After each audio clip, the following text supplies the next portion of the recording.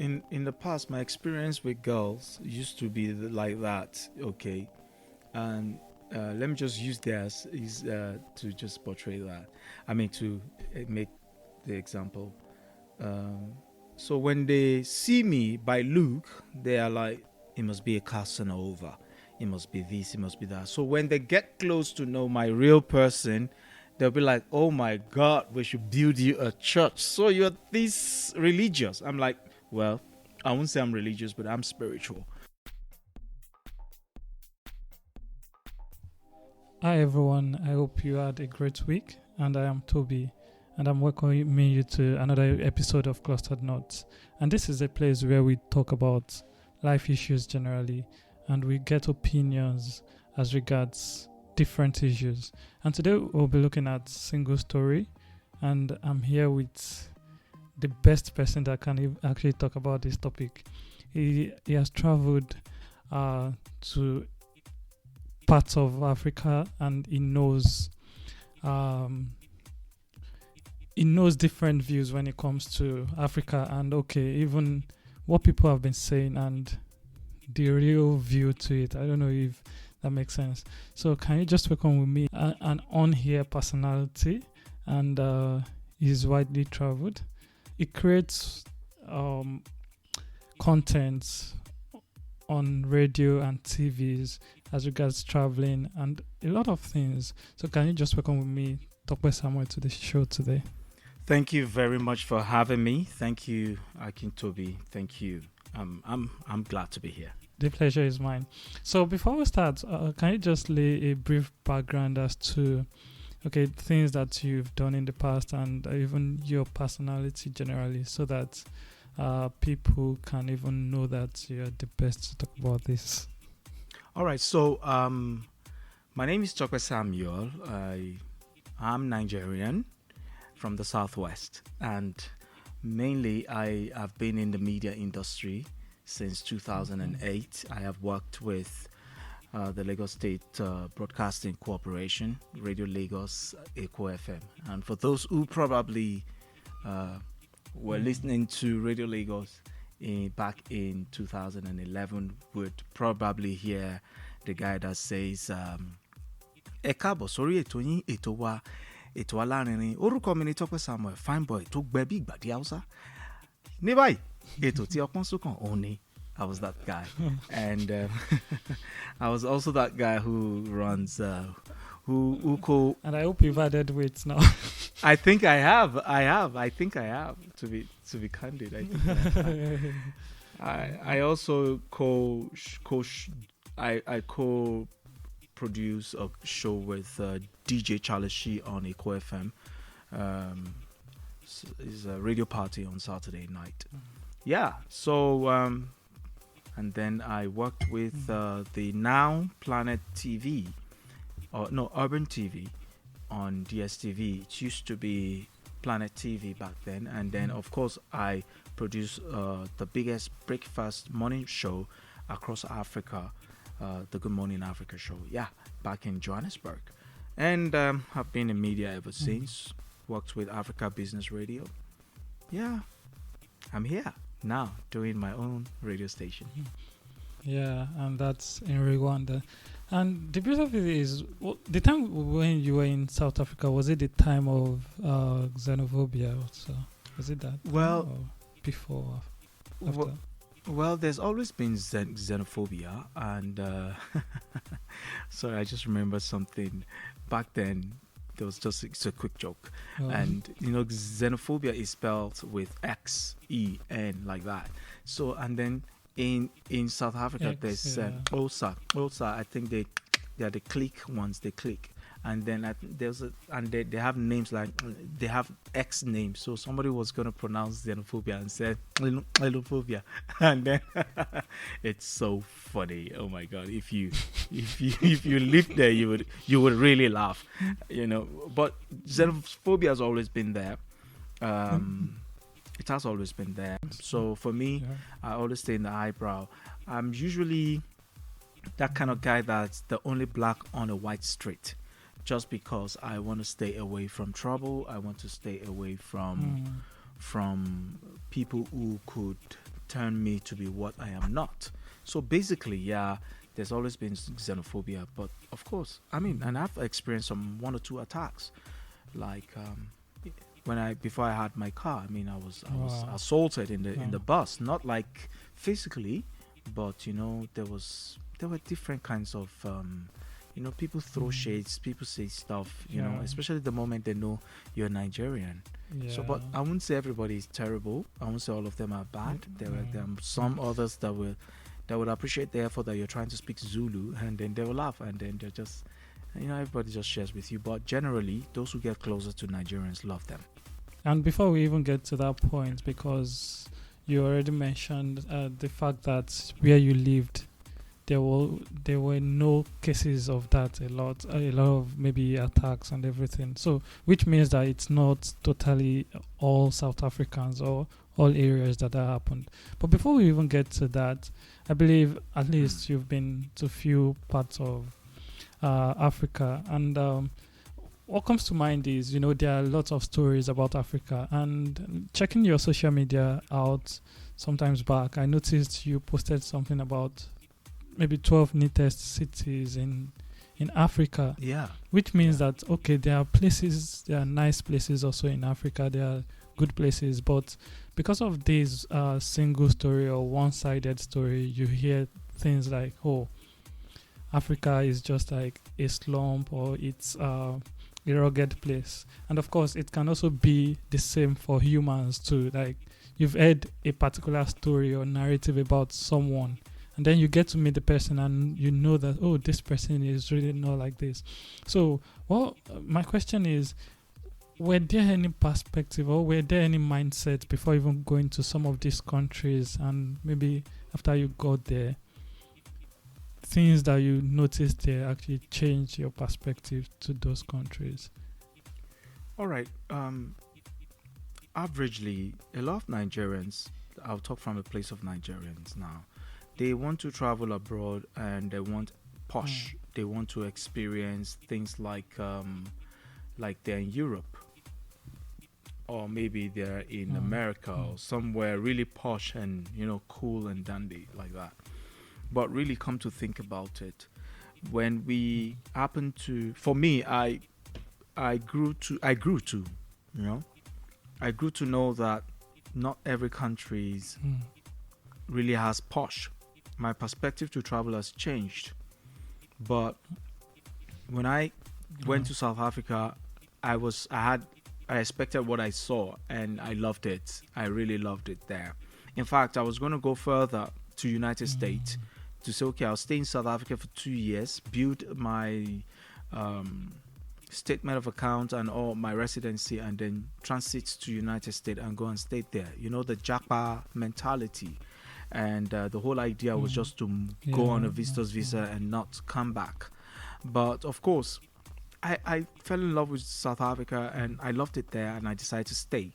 I remember one time traveling from Johannesburg to Durban, and we were driving through. Our bus was driving through the some hilly road like that, and all it could remind me was the things I saw in the white movies, in Western Hollywood.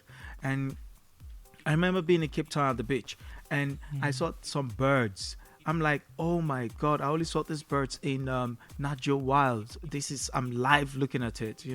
And you would see that, oh, South Africa, mm, mm, it's another kind of Europe or another kind of West in its own landscapes and the way it's been designed. mm, But if we generally look at Africa, there are other places like Rwanda that also has a beautiful greenery landscapes, and of course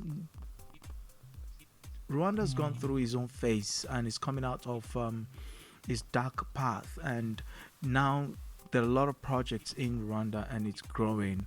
And if you look at other places, I was looking at Casablanca this morning mm, and I'm like, oh wow, I think I like to go to Morocco now and experience Morocco because it's looking so beautiful. And I'm like, wow, this is so mm, developed. There are lots of developed places in Africa. you will be shocked until you go inside Banana Island before you know that, oh my God, Banana Island is another Eden. Until you go to some other parts of Africa before you They know are that, nice oh my God, structures. exactly. So if we don't explore, now you don't know. But you see, um, the challenge we have as Africans is when there's the definition of what Africa is different from what Google tells us, while the definition of what African America is another thing they tell us. Pardon me, please. So they tell us that African America is a Okay. refined black, while Africa is a crude black. And what they teach them in the West is that they will not believe that Africa is this beautiful if they don't make it look ugly. Until some others come and explore and see. Ask an American, I dare you, even in Canada, ask some people that where is this in Africa, or name 5 African countries you know. A lot of them don't care. A lot of them don't want to know because Countries. it's a different picture that they're shown. Mhm. So you see, Some yeah, even think Africa is a country. I promise you, they'll be like, you see an American, so So where you from? I'm from the where you? Oh, you from Africa? Oh my God, do you know? Kofi? Do you know Kofi? So who's Kofi? He's in Africa. Where? He's in Ghana, dude. Come on, man. you know. Africa. They think you're just from that same area. So even now looking at that and its effects, because I think there are some ways that those things affect us generally, because there are situations whereby you're trying to talk to someone and then the perspective of the person or the way the person is looking at you doesn't really define you, and it's based on what they've heard over time. So because maybe you are blacks, I think a friend was mentioning how they were thinking, Is this dirty person and everything because he was black. And I think this perspective comes from maybe the pictures of those slums that they see, those dirty and all these horrible pictures. So they think like that. So my question is, how can we even change the narrative sometimes? Because I think the earlier we start to let people see that this is not the total representation of the countries you think. Like, there are good things. Even, I believe the worst country, let's say the worst country that is very rough, would definitely have great places. And even beyond those places, the people would definitely be nice. Not everyone. Of course, they are humans too. They have this good parts. So how do you think we also portray those good aspects, that they don't just see the bad ones that the internet, as you've said, is portraying always, but they see a balanced view of it? So how do we balance things like that, and how can we work on it? So in Africa, there is beauty and bounty in every country, including Somalia, including Djibouti, including the rough areas that you might term as rough places or poor, even Central African Republic. But what we now need to do is to change the narrative. And this is the time where everybody should have a little understanding of what is, digital marketing, because as digital marketing tools, how to use it.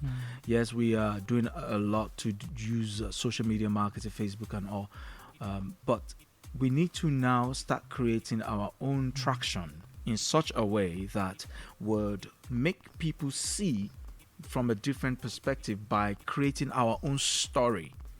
Yes, take for instance, we are using TikTok already, we are using all those social networks, but how about keywords that connotes beauty and bounty in Africa? Look, there are slums in UK, there are slums in America, there are slums in Ukraine before Russia turned into what it is. There are slums in some part of Europe and America. So we shouldn't now sit back and be labeled. We've been labeled for too long. We've been colonized and been called names. Nigger area, Nigeria. No, come on, man. Because the word Nigger, something there's something nigger in the connotation for is a Spanish or Portuguese that means black, and then we are labeled already as black country, and that's the name we identify ourselves as a nation, when we are actually something. Now it is as though that is not enough. It is not now good when in we go on Google, all we see is African children looking like rubbish. No. So we need to start writing our story. Create a blog. You can start doing Insta blog. You can start doing Twitter blog. You can even start doing reels. Tell stories of what Africa looks like. Do curation with hashtags that connote the things you're talking about. Hashtag Casablanca. Hashtag Kigali. Hashtag Lagos. Hashtag this and that. And then write your own story. Start curating. What are people searching for on Google? Before I post, sometimes I go and check what are people looking for. I type the thing I want to do, and I look at how many numbers of people are looking for it. Then it helps me to create my copy. My copy, in other words, my the way I'm going to string my title, so that when people are typing, they can easily search out what I wrote about, or the kind of video I'm putting out, or the kind of keywords I'm using. So these are ways to do these things. Take a lot of pictures. It doesn't matter, even if you're in the market, even if it's a slum. Do you know there's slum tourism? There's something called slum tourism, something like slum tourism. You can actually be visiting slums. Yeah. It's a tourism, it's a way of tourism. So it's not, talk about it. And there's something good about even that slum, as much as we want it changed. And let me say this quickly also, that's it. In Africa, the tourism in Africa is way more unique than tourism in the West. Why? Because when you go to the West, everything looks almost the same. But African features are more unique in terms of tourism. There are no two places. It's all unique in its own feature. So yes, talk about where you live. Talk about how things are. Talk about the food. Talk about the music. Talk about the people. Talk about everything that you experience. And then another bad thing we do for ourselves is we tell a lot of bad stories. Who told you that Dubai is the greatest country to be in and there's no stress? I mean, then there's no bad things happening there. A lot of rubbish happening too in Dubai, but they have a good PR, and because they know what they let you see. Then we take pictures of violence, we take pictures and videos of all the wrong things that's happening in Africa, and we're quick to want to put it out there and give them a narrative of us. No, we are not saying we shouldn't tell people or say what is wrong or right. We're just saying that, look, minimize the rubbish we put out there about ourselves. Do you see? Otherwise, it's what you call yourself, people will call you. And from what you've said, it's not like we are just trying to portray the good aspect on it. Just like you've said, the slums too, even if you are in the market, you put it out there, because what you're just allowing people to see is the balanced view. Like, you should just put your stories out there too. The balanced view, yeah. Thank you for that. Before you giving the final thoughts, I want to just ask about, okay, have you ever been in this situation where, and this is just personal, maybe a personal experience, where people, maybe someone came to you and said, oh, what I've heard about you, maybe what I'm saying now is different from what I heard about you. And what was your reaction, if you have ever been in something like that? Because, most times everyone have these good and maybe not so perfect parts of them. And, people are very quick to portray the other aspect. They won't even mention those good things, and they make you look as if you're the worst person on earth. And then maybe the people or the person they are trying to portray you to now get to meet you and say that, no, you're not really the way they've been talking about it. So have you ever been in that situation, and how did you handle it? Well, in the past, my experience with girls used to be like that. Okay, And let me just use theirs is to just portray that. I mean, to make the example. Um, so when they see me by look, they are like, it must be a Casanova. It must be this, it must be that. So when they get close to know my real person, they'll be like, oh my God, we should build you a church. So you're this religious. I'm like, well, I won't say I'm religious, but I'm spiritual. um, it's the same. It's probably the similar thing when people see me outside Nigeria. And when they come find out, oh, where are you from? You have an accent. And I'll be like, I'm Nigerian. And I tell them, okay, I'm Nigerian. So what happens is, how come you are different? I'm like, how are others? Oh, they speak Chineke, they say this, they said that. So well, then I started educating them about how big Nigeria is and how different we are, yet we are still one Nigeria.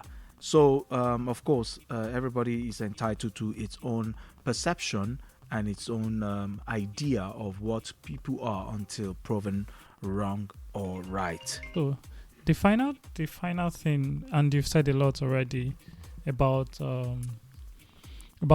exactly putting out your own story and doing hashtag okay, what you really want them to see, so that we can all have the perfect view of it. So I don't know if you have any other thoughts around that, or your final thoughts on maybe just single-sided story. Is it something that people should always, single story, is it something people should listen to most times, or what should you do when you're just hearing a side of a story? So I don't know if you have any final thoughts for us. What I would say, like the way I approach issues now, like if you tell me a country is beautiful, it is not enough for me. You can be beautiful and ugly. Ugly in the sense that your soul is ugly, your outlook is beautiful. If you tell me it doesn't work like this here, I'd like to see it for myself, because the truth is people's narratives usually don't define what you would see. Take for instance, I remember a time I was going to rent an apartment in Abuja in Nigeria, and the agents was, oh, it's such a beautiful place, you will love it, and I'm like, if only you guys know where I've lived in my life to say this place is beautiful when you have not known where I've ever lived before. It will be really difficult for you to define what's beautiful for me. So I've got to see it myself. So that's how I deal with a country. I don't I use that for a country, for instance, and for people too. Like Nigerian election is coming now. I know I don't know most of the candidates, and by look and by experience, they all look like thieves, but and looters, but it would be wrong for me to judge them because I don't have personal experience with them, except the ones that we've heard their stories, like Atiku, Tinubu, and whatnot. I'm sorry, but that's the truth, or that's a fact. But then I don't know others enough to say yes, this is who they are. So I just go by what you give me. I want to know about you. I want to know what it is about an environment. And lastly, let me also say this. I'll be honest with you. A part of me is very suspicious of white people. Every time I see them, there's an antenna in me that says, suspicious. But then there's the other part that says, oh, this one could be a Libra one. Why not just at least get to know this person first before you conclude that this person is not what you think they are. So it is not a good thing to go by what people think about a thing, a people, a place, or even yourself. Just let people know. Prove people right or wrong by living your life and finding out things by yourself.